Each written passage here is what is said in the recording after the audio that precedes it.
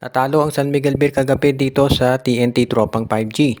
Nalimitahan ng depensa ng TNT yung scoring ng mga bench players ng San Miguel.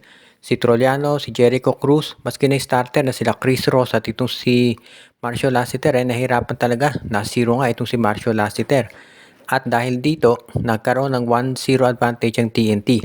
Umabot ng 19 yung lamang ng TNT pero nakahabol ng San Miguel at na-cut down nila to ng 2 puntos. Pero yung mga timely baskets ni Reynan Batak, Jordan Heading at itong si Calvin Aftana, yun ang nagbigay ng panalo sa tropa. Sa San Miguel, maganda pinakita ni Fajardo, ni Brondial at ni Tautuba yung front court nila. Pero yung kanilang wingmen, yun ang walang produksyon. Maski si CJ Perez nag-struggle to sa kanyang shooting at yan ang dahilan kung bakit nga ngayon kinakailangan bumawi nila sa Game 2. Sinabi rin ni Coach Leo Austria na nahirapan talaga yung bench nila. At maliwanag na ang plano ng TNT ay hinayaan nilang maka-score itong big men ng San Miguel. Pero pinahirapan nila yung mga wingmen ito at yung mga scorers. Ganun pa man, kung ikaw ang San Miguel, dapat happy ka rin. Dahil kahit pasama yung scoring ng kanilang mga players, ay nagkaroon pa rin sila ng tsansa na manalo doon sa game.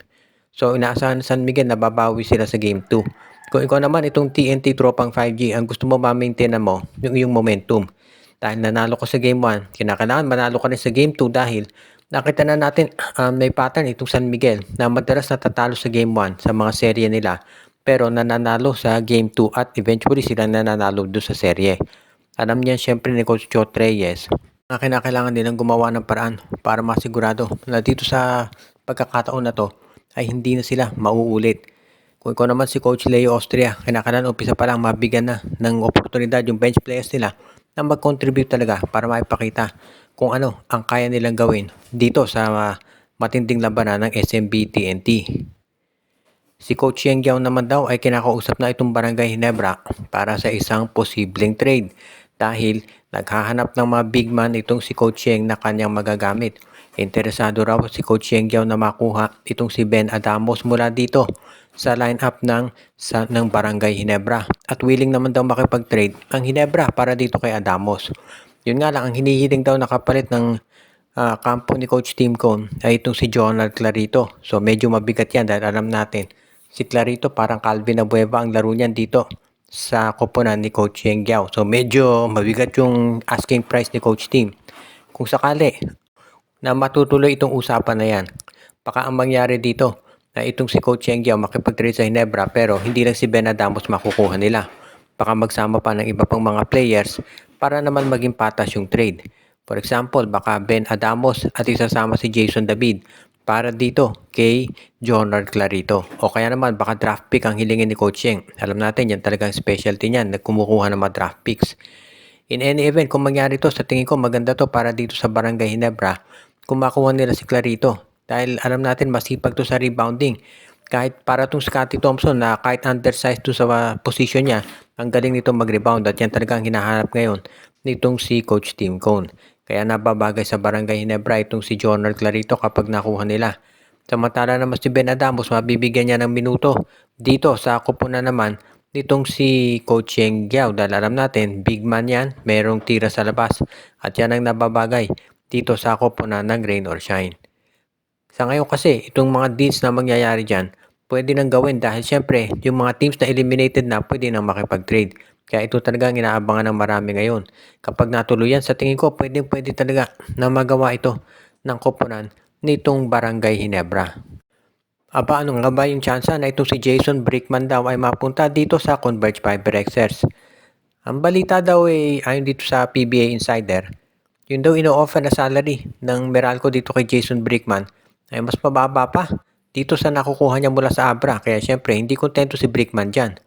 Ang balita ngayon, kung hindi magkasundo itong si Brickman at itong Meralco Bolts, baka nga ito si Brickman ay subukang kunin itong Converge Fiberxers na naghahanap ng additional point guard na maisasabak dito sa kanilang roster.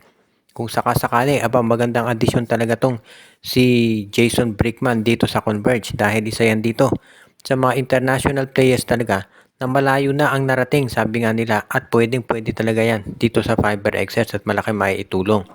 Kaya nga hindi na ako magtataka kung sakasakali na magkaroon ng magandang offer itong sabihin na nating line up nitong si Coach Delta Pineda para kay Brickman. Sa Meralco, alam natin marami ding pagbabago na pwedeng maganap dyan, kaya nga hindi na ako magtataka kung ganito nga mangyari. If ever matuloy itong paglipat nitong si Brickman sa koponan ng Meralco Bolts, ng Converge Fiber Xers, magiging isa yan dito sa tinatawag na malalaking movements na gigimbal sa PBA.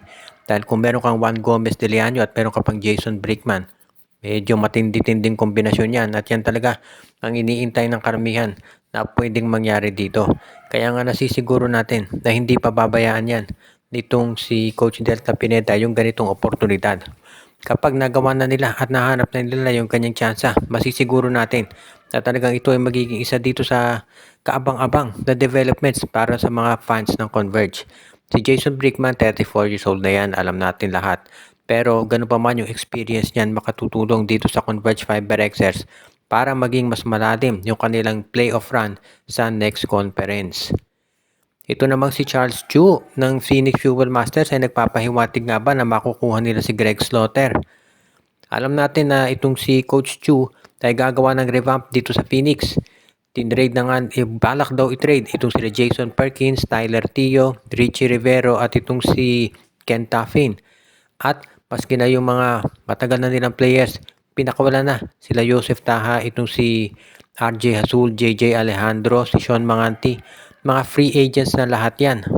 Maski nga itong si James Quicoteye, ginawang free agent. Maraming nagulat yan dahil mahusay naman itong player. So dito talaga natin makikita kung ano bang balak ni Charles Chu. Well, base ito sa mga lumalabas sa social media, mukhang interesado raw si Chu na makuha itong si Greg Slaughter na ang rights ay hawak ng Titan Ultra. Sa kasalukuyan, hindi pa nagkakasundo itong si Slaughter at Titan Ultra kaya itong si Greg hindi pa naglalaro sa PBA. Pero if ever sa tingin ko pwede namang mag-offer ng talent itong Phoenix lalo na at ang dami nila players na pwedeng i-trade. Actually, base dito sa mga informasyon na lumalabas ngayon, ang hindi lang daw pwedeng i-trade dito sa Phoenix ay si Kai Balungay at itong si Francis Escandor. Ibig sabihin, baka pati itong si Will Gosum ay willing silang i-trade although baka hindi yan pakawalan kaagad-agad itong si Coach Charles Chu.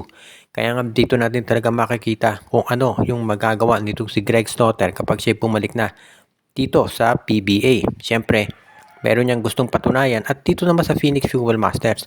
Alam natin na gusto ng management na magkaroon sila ng mas magandang ipapakita dito sa darating na mga conferences.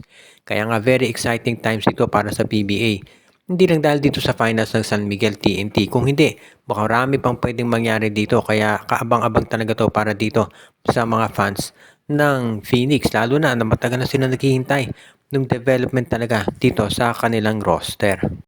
Binabati natin yung ating mga regular na mga viewers na sila Jonel Alagon, si Joshua Giray, Espejo at Rosales family. Pati na rin si RG Bueno, si Joseph Pineda, si Monde Guzman, si Ronald Berbosidad, si Michael D, si Malyari Mascareñas, si Katsakino Dukusin, si Romeo Conchada, si Anthony Alon, si Ireneo Salangsang, si Dexter Domer, at ang iba pa.